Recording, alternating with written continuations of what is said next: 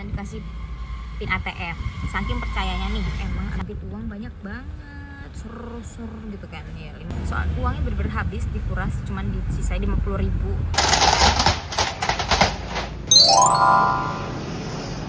Bismillahirrahmanirrahim. Assalamualaikum warahmatullahi wabarakatuh. Halo semuanya, ini pertama kali aku ngomong di channel YouTube aku ya. Untuk pembahasan di channel ini yang pertama kali ya, mungkin aku akan telling story. Jadi ini tuh ada cerita, sebuah cerita. Judul cerita ini adalah jangan percaya dengan siapa-siapa, termasuk teman dekat kalian sendiri. Emang percaya itu emang hanya kepada Allah ya Subhanahu wa Ta'ala. Jadi dengerin sampai akhir. Kenapa tidak boleh percaya sama orang walaupun orang terdekat kalian? Disclaimer dulu ya, ini aku cerita untuk jadi pembelajaran aja buat kita semua ya. Jadi kalau misalnya ada yang tersindir di ceritaku ini, mohon maaf, saya tidak bermaksud menyindir siapa-siapa. Cuman untuk menceritakan aja gitu. Intinya ceritanya ini untuk sebagai pembelajaran kita aja ya, pembelajaran. Jangan salah tangkap ya, jangan bertanya-tanya ya. Pokoknya ini untuk pembelajaran kita semua.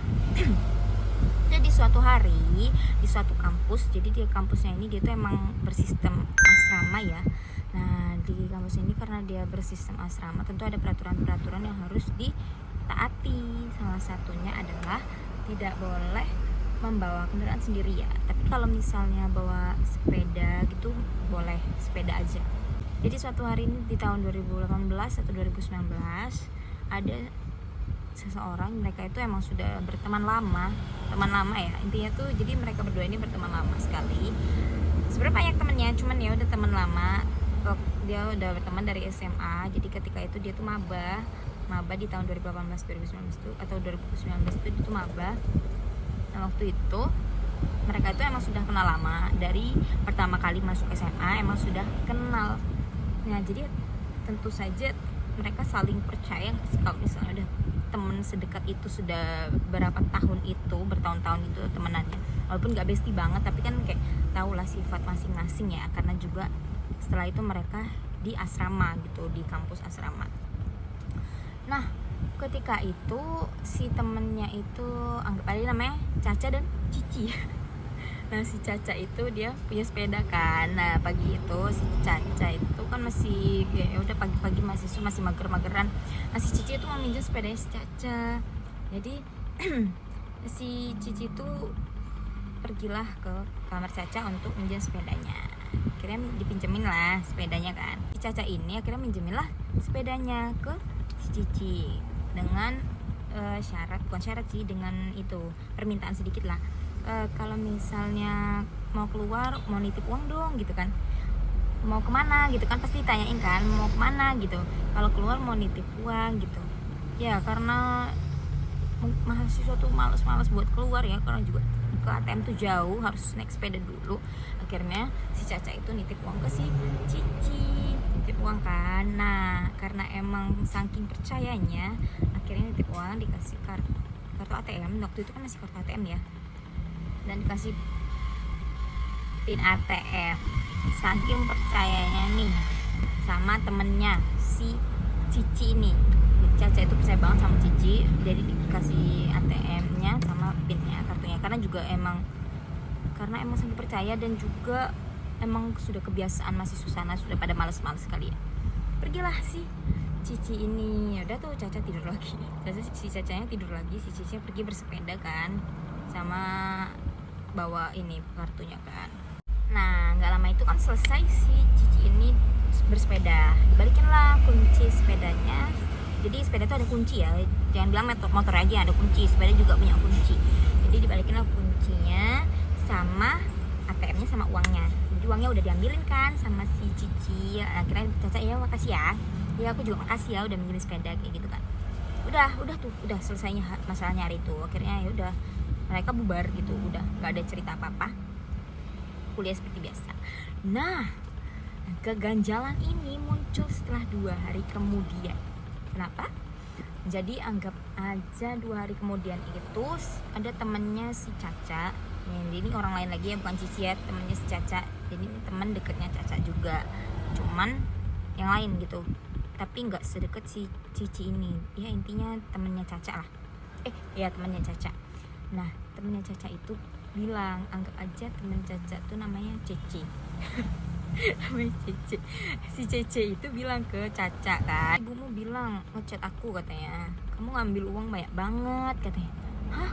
Nah, Caca bingung. Hah? Ngambil uang? Kata Caca. Aku cuma ngambil 2 hari yang lalu. Ini 2 hari yang lalu ya, kisahnya yang menyisiannya 2 hari yang lalu itu cuma ngambil 200.000. Itu pun hari Senin, anggap aja hari Senin. Itu tuh hari Senin. Itu aku cuma ngambil 200.000 gitu katanya. Enggak nih, kata mamamu sampai 8 juta katanya. Aku nggak ngambil uang sebanyak itu. Kaget ya, si Caca kaget. Akhirnya si Caca nelpon lah ibunya. Nelpon kan ibunya, terus tanya, aku cuma ngambil 200.000 bu katanya, buat jajan. Intinya 200.000 buat jajan aja, nggak sebanyak itu aku ngambil uang gitu.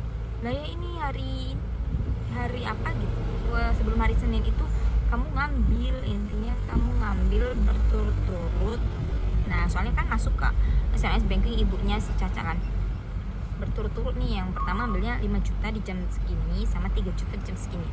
Otomatis si Caca kan kaget gitu ya, kaget gini, kapan aku nggak pernah keluar gitu loh. Aku keluar cuma nitip 200.000 itu aja. Si Cici juga waktu itu cuma ngasih 200.000.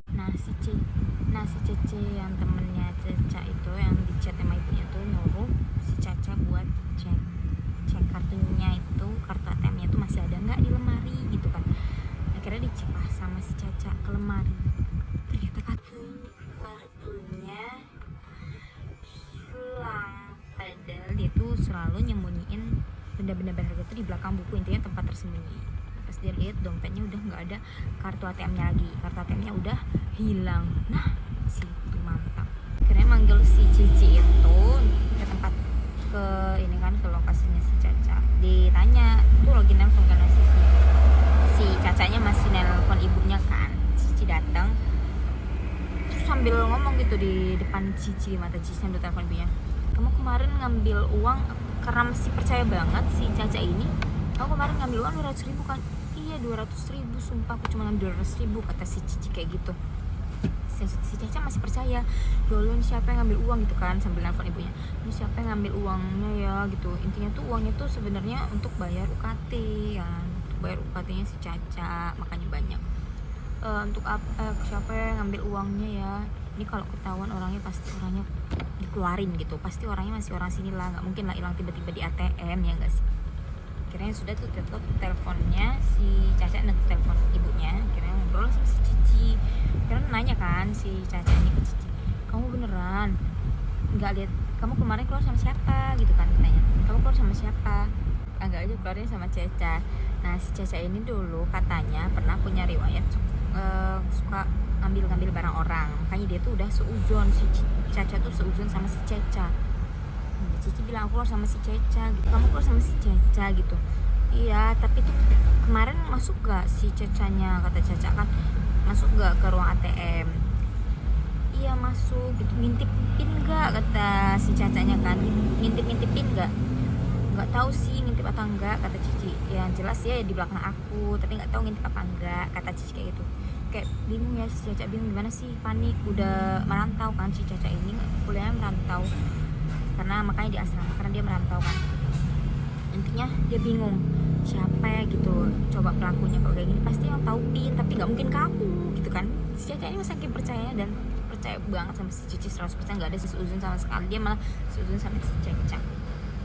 Pasti bukan kamu kan yang ngambil. Enggak, aku nggak ngambil, sumpah. Intinya kayak gitu. Si Cici udah mulai bingung kan, si Cici sumpah aku ngambilnya, percaya dong si Caca, percaya banget.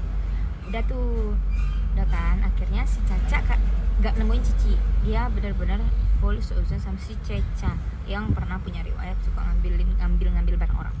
Akhirnya suatu hari dia ngajak duduk bareng sama si Caca kan, tapi Caca tuh nggak tahu gitu loh mau diinterogasi tentang kamu ngambil uang aku ya, enggak, dia nggak langsung to the point. Dia tuh nanya, intinya kemarin kamu keluar ya barang si Cici, kata Caca kan pas interogasi si Caca. Iya keluar gitu. Kamu lihat gak si Cici ngambil uangnya banyak apa dikit gitu? Oh nggak tahu, aku nggak merhatiin. Si Caca itu bener-bener seuzon tuh sama si Ceca gitu, nggak ada husnuzon-husnuzonnya. Intinya dia jawabnya kayak gitu, ya udah dia nyerah kan, bingung. Intinya dia, tapi dalam hati si Caca ini dia tuh benar-benar bertekad, ini harus balik, duit enak aja ngambil duit, oh kata dia kayak gitu kan. Pokoknya dia bertekad. Akhirnya dia punya teman sahabat lagi, satu lagi namanya Oci. Nah si Oci ini kan sahabatnya si Caca. Akhirnya si Caca cerita ke Oci kejadiannya kayak gini. Akhirnya tindakan yang mereka lakukan pertama, nah ini si Caca mulai jadi detektif di sini. Nah si Caca itu pertama ke kakak kelasnya dulu yang di sekamar kan, dia nanya, dia intinya ngadu dulu lah kalau dia tuh habis kehilangan uang segini. Intinya dia cerita kronologinya, terus dia nanya-nanya ke teman kamarnya, sekamarnya, pernah lihat gak ada orang ngambil dompet di sini di kamar ini. Intinya mungkin waktu itu suasana kamarnya lagi nggak ada orang ya, lagi nggak ada orang, jadi nggak ada yang tahu, nggak ada yang pernah ke lemari. Intinya nggak ada yang pernah ke lemari si Caca. Udah tuh, udah bingung kan, buntu, karena udah buntu. Nah besok malamnya tuh si Cici tuh pergi kabur ke mana, ke Jogja. Nah si Cici tuh pergi ke Jogja bareng teman lainnya. Nah si Ceca itu telepon si Cici gitu, kamu di mana, kok kamu malah pergi gitu loh, udah tahu di sini tuh lagi kacau gitu, dan salah satunya tuh kamu tuh juga kayak termasuk orang yang diincar untuk jadi pelaku, kamu kok malah kabur. Intinya walaupun si Caca itu sama sekali nggak seuzon sama si Cici itu. Nah akhirnya kamu mending balik sekarang biar kamu nggak dituduh macem-macem, kata si Caca ke Cici kan di telepon. Akhirnya baliklah langsung si Cici. Nah karena dia itu kabur kan, akhirnya orang-orang pada seuzon sama si Cici. Nah si Cacanya akhirnya dudukin lah si Cici. Intinya mereka ngobrol bareng, terus kayak nanya, kamu beneran nggak ngambil uang ya? Iya sumpah aku nggak ngambil uang kamu, Cak, gitu. Intinya kayak sudah sumpah-sumpah gitu loh. Nah akhirnya karena udah sumpah-sumpah si Cicinya ke Caca, akhirnya luluhlah hati si Caca kan.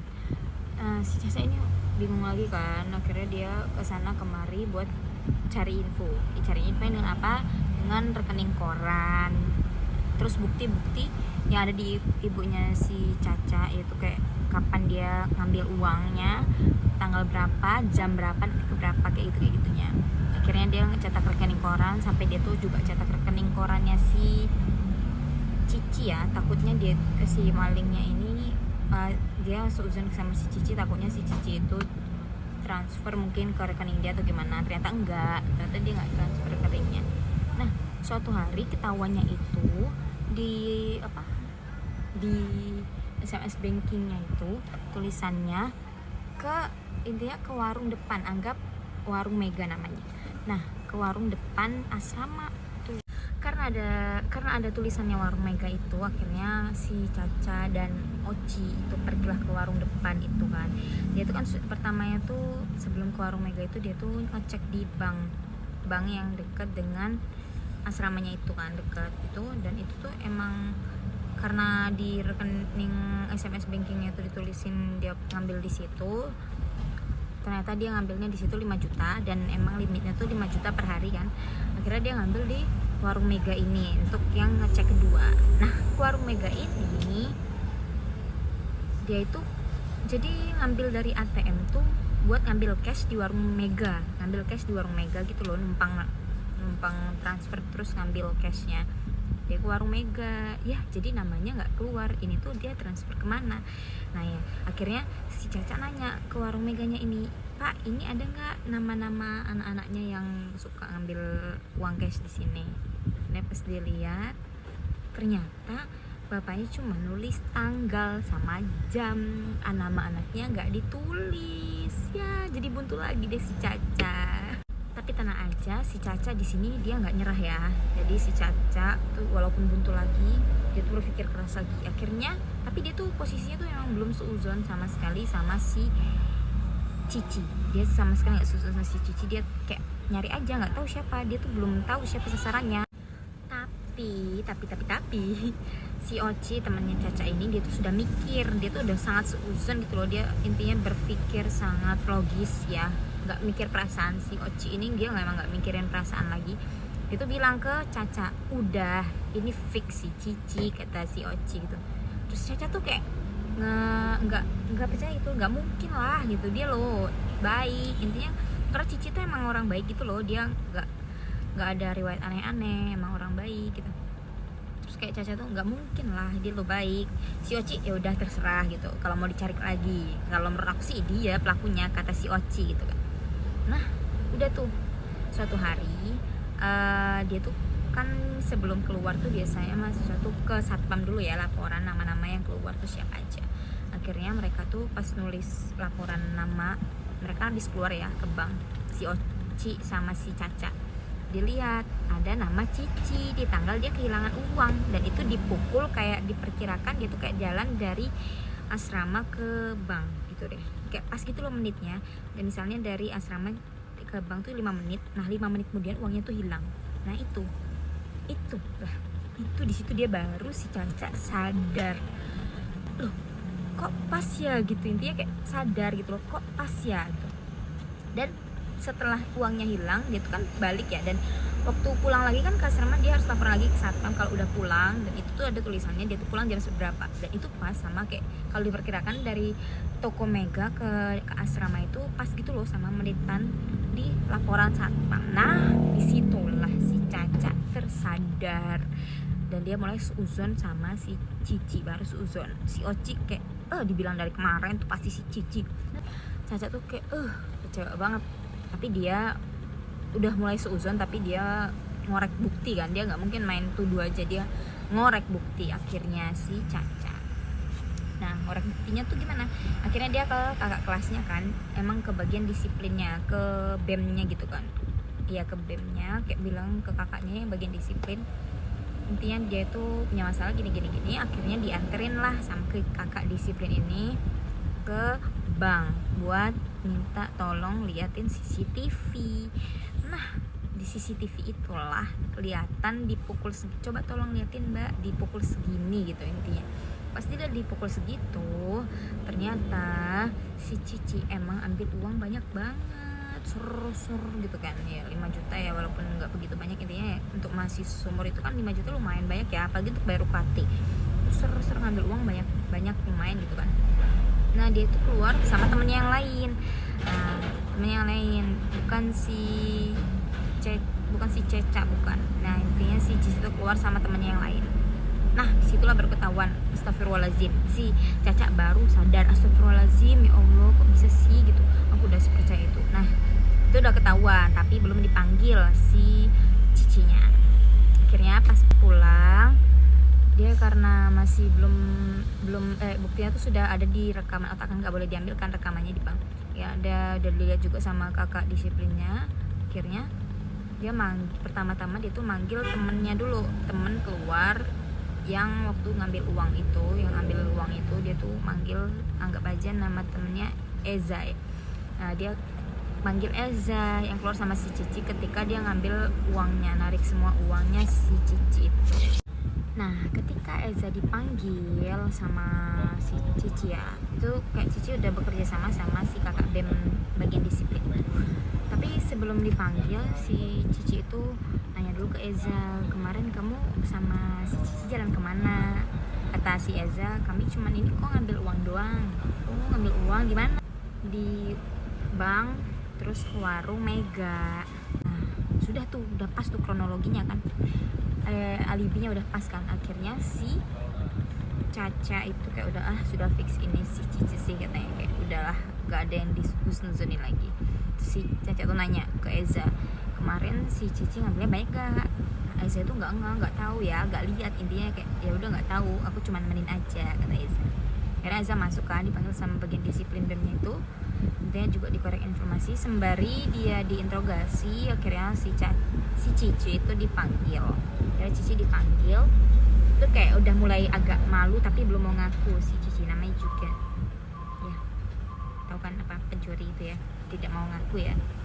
Nah akhirnya si Cici masuk ke bagian disiplin itu, diinterogasi lah. Si Caca nggak tahu ya bagian proses disiplin itu gimana interogasinya, kayak lumayan lama ya menunggu pengakuannya si Cici, walaupun bukti-buktinya itu udah jelas banget ya dilihat dan ditemukan oleh si Caca dan kakak kelasnya itu si disiplin itu. Akhirnya keluar kayak si Cici tuh udah nangis, dia kayak dia mulai minta maaf ke Caca. Nah akhirnya dia mengaku gitu loh kalau misalnya dia tuh ambil uangnya si Caca sebesar itu, senilai 8 juta yang untuk bayar UKT itu. Dia mengakuilah kesalahannya hari itu, dan itu lumayan lama prosesnya, sekitar seminggu, padahal di lingkup asramanya aja seminggu ya. Si Caca itu seminggu dia soal uangnya bener-bener habis dikuras, cuman disisai 50.000. Emang kayak 50.000 emang sudah nggak bisa ditarik lagi di bank itu gitu loh. Bener-bener bingung, nggak punya uang jajan terakhir 200.000 itu aja. Intinya si Caca itu kayak kecewa banget lah sama si Cici, intinya udah kayak percaya. Nah terungkap lah udah misterinya sebenarnya nggak misteri banget ya, karena pasti seputar itu aja, yang tahu pin aja nggak sih kayak itu yang ngambil. Tapi karena sifat si Caca ini sangat husnuzon ke Cici, akhirnya baru terungkap seminggu kemudian dengan bukti-bukti yang udah jelas ya. Mungkin emang masih rezekinya si Caca. Akhirnya ditindaklanjutilah si Cici ini, akhirnya ditindaklanjuti, tidak bisa melanjutkan kuliah. Lalu orang tuanya si Cici datang gitu minta maaf langsung ke Caca. Si Cici juga udah minta maaf ke si Caca. Intinya masalah udah selesai dan uangnya dikembalikan langsung seperti semula, langsung ditransfer gitu loh sama ibunya si Cici, langsung ditransfer semua. Akhirnya masalahnya selesai. Tapi si konsekuensinya hukumannya untuk si Cici, konsekuensinya adalah Cici tidak bisa melanjutkan kuliah lagi karena sudah berbuat seperti itu ya. Jadi ini intinya pembelajaran untuk kita semua, untuk jangan terlalu husnuzon sama seseorang gitu ya. Intinya walaupun sedekat apapun kita sama seseorang, memang gak bisa dipercaya ya. Kita emang harus percaya kepada Allah Subhanahu Wa Taala. Sedekat kita sama siapapun itu, kita nggak tahu niat orang, dan kita tidak tahu kapan setan itu mengganggu kehidupan dan membisiki sesuatu yang tidak baik untuk kita. Pokoknya ini disclaimer aja. Mungkin ada yang punya cerita yang seru pakai gini. Aku cuma cerita aja, cuma sharing. Kalau misalnya kita jangan terlalu percaya sama orang, apalagi sampai ngasih hal-hal yang sensitif kayak gitu. Oke, ini video pertama aku storytelling di channel aku. Jadi dari cerita tadi kita bisa ngambil kesimpulan kalau nggak semua orang yang udah kita percaya itu baik ya. Kita nggak tahu kapan dia akan berbuat buruk atau selamanya memang dia baik ya. Jangan seuzon juga, jangan gampang seuzon. Intinya nggak mau percaya sama seseorang. Oke, terima kasih udah dengerin storytelling aku ya. Pokoknya ini cuman sharing aja. Kalau misalnya ada yang pernah ngalami juga, mungkin kalian bisa tulis di kolom komentar ya.